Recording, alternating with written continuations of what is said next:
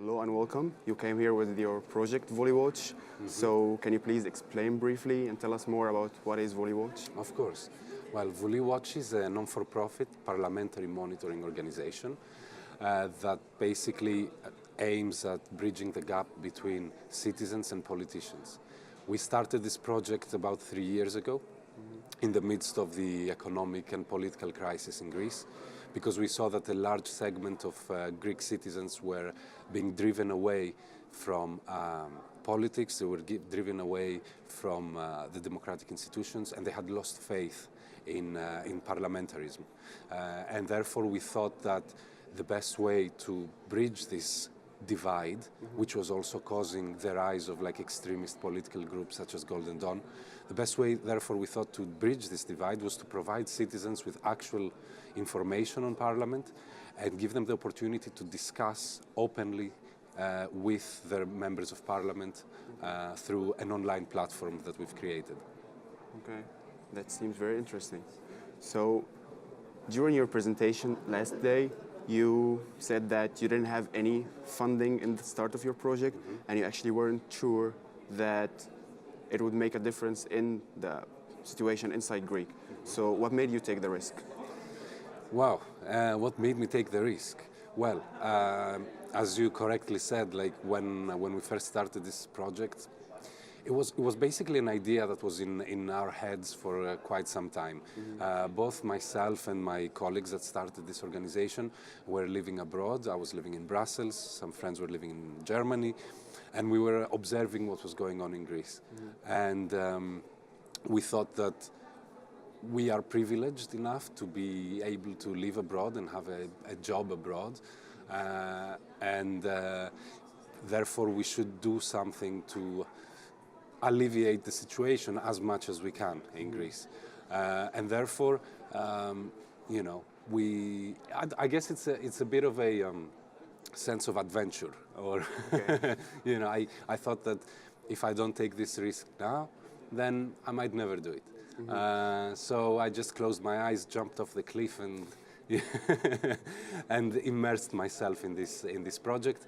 And I must say that after 3 years that we've been running this project, we are now financially sustainable. We've managed to get support from big foundations, from European projects. And in a way, it's a risk that has paid off for us. That's very interesting. So in the beginning, how did you get members of the parliament and MEPs involved? Did you approach them first, or did they come and approach you?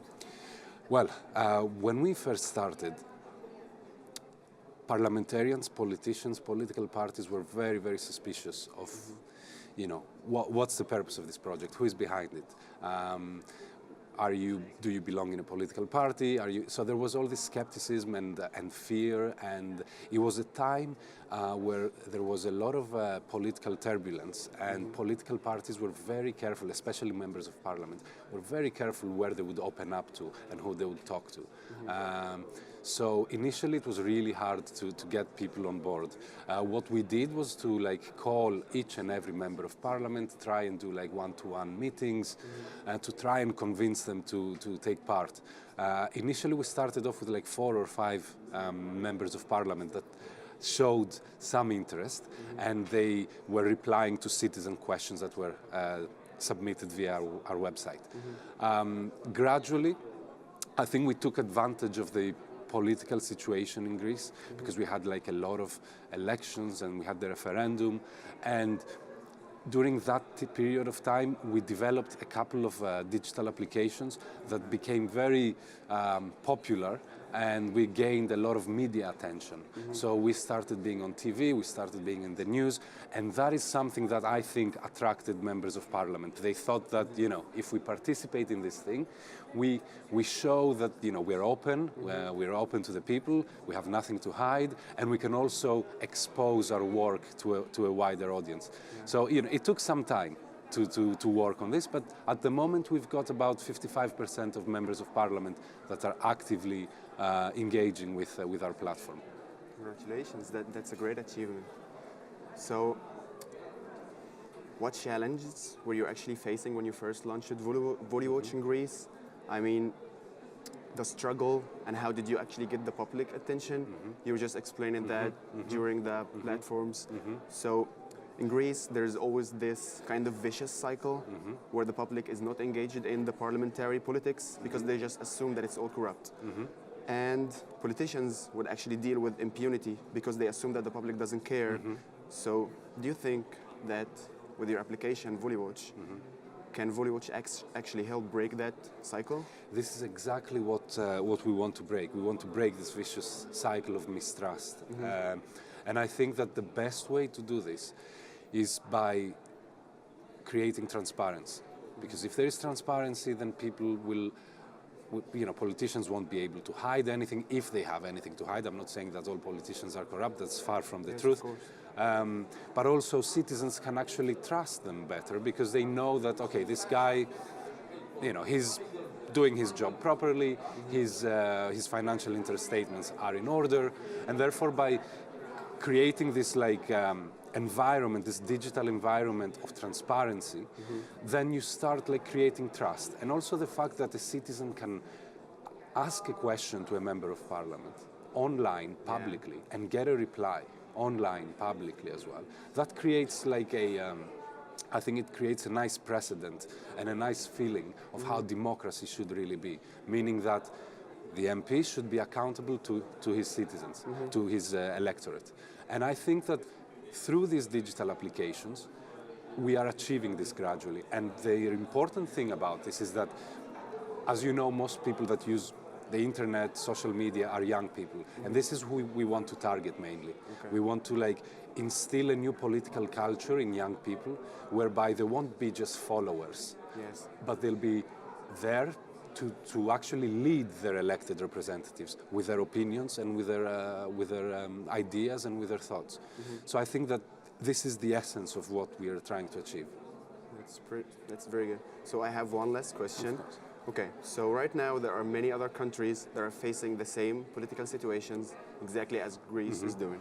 So do you think that in a culture where transparency and accountability are almost non-existent, do you think that Vouliwatch is a model that can actually be exported to other countries all across the globe?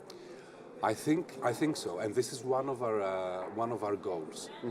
Ideally, I'd like to have Vouliwatch, Parliament Watch organizations throughout Europe and throughout the world. I think it is exportable regardless of the political culture and the political situation, because I was having this conversation yesterday with someone. The important thing is that to sow the seed, to throw the seed so that something grows out of it, regardless of what the ground is like.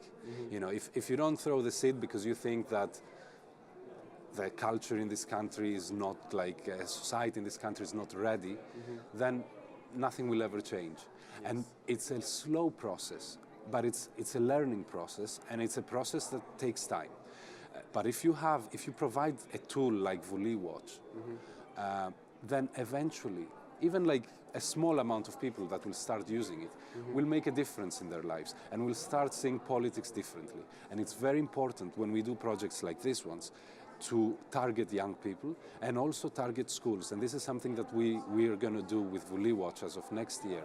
We're going to start targeting schools so that young people can understand or can learn about democracy in a different way, in a way that is more participatory, more inclusive, and where they feel that they're empowered. And that's a key word, I think. The key word is that a tool like this can bring a feeling of empowerment to people, because they can control their elected representatives, they can have access to information, and they can also communicate with them in a direct manner.